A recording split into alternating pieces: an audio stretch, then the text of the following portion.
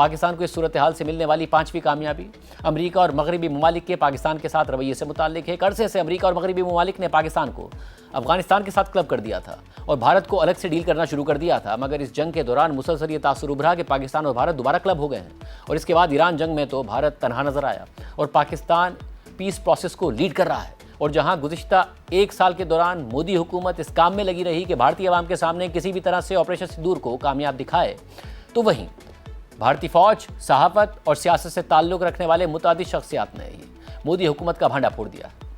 پاک بھارت جنگ کو 1 سال گزرنے پر بھارت سے اسی طرح کے تجزیے دوبارہ سامنے آ رہے ہیں۔ بھارت کے ریٹائرڈ کرنل الوک استھانا، جنہوں نے آپریشن سندور پر ایک کتاب بھی لکھی ہے، انہوں نے بھارتی news website The Wire کے لیے لکھا ہے کہ اگر آپریشن سندور میں کوئی فاتح تھا تو وہ بھارت نہیں تھا۔ آرٹیکل کے مطابق بھارت اور پاکستان کا یہ تنازعہ دہائیوں تک اسٹڈی کیا جاتا رہے گا، تاریخی طور پر بھی، سیاسی طور پر بھی اور عسکری طور پر بھی۔ اور ایک سوال جس کا بھارت نے ابھی تک جواب نہیں دیا وہ یہ ہے کہ آخر بھارت نے کیا جیتا؟ صورتحال بظاہر سادہ تھی، ایک بہت بڑے ملک کا ایک حقیقی سانحے کے بعد اقدام کرنا جس سے ایک فیصلہ کن نتیجہ پیدا ہونا چاہیے تھا، لیکن ایسا نہیں ہوا۔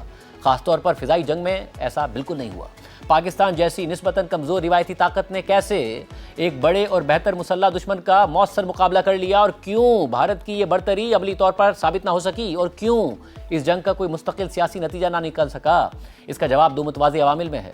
3 پاکستانی فورس ملٹی پلائرز جنہوں نے پاکستان کی صلاحیت کو بڑھا دیا، اور 3 بھارتی فورس ڈیوائیڈرز جنہوں نے بھارت کی طاقت کو کمزور کر دیا۔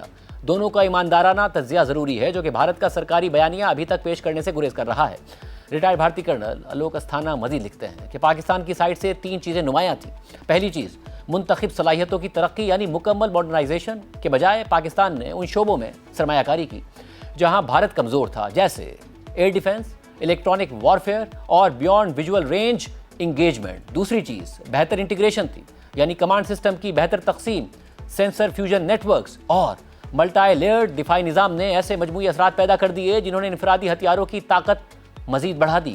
تیسری چیز چین کی حمایت تھی، جو 2019 میں بھارت کی جانب سے آرٹیکل 370 ختم کرنے کے بعد تیزی سے بڑھی۔ اس میں J-10C لڑاکا طیارے، PL-15 میزائل سسٹم، HQ-9 فضائی دفاعی نظام اور جدید الیکٹرانک جنگی صلاحیتیں شامل تھیں، جنہوں نے جنگ میں فیصلہ کن کردار ادا کیا۔ اس کے برعکس بھارت کی طرف سے 3 چیزوں نے بھارت کی برتری کو کمزور کر دیا۔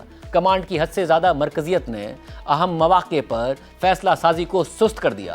انٹیلیجنس نظام آرٹیکل 370 کے بعد مقبوضہ کشمیر میں انسانی خفیہ نیٹ ورکس کے ٹوٹنے سے کمزور ہو گیا۔ وہی نیٹ ورکس ممکنہ طور پر پہلگام جیسے حملے کی پیش کی اطلاع دے سکتے تھے۔ اس کے علاوہ بھارت کی انفارمیشن اسٹریٹجی رد عمل پر مبنی تھی، جبکہ پاکستان کی اسٹریٹجی اینٹیسپیٹری، یعنی پہلے سے آگے بڑھ کر اطلاع دینے کی تھی، جس سے عوامی رائے پر اثر قائم ہو گیا، جسے بدلنا مشکل تھا۔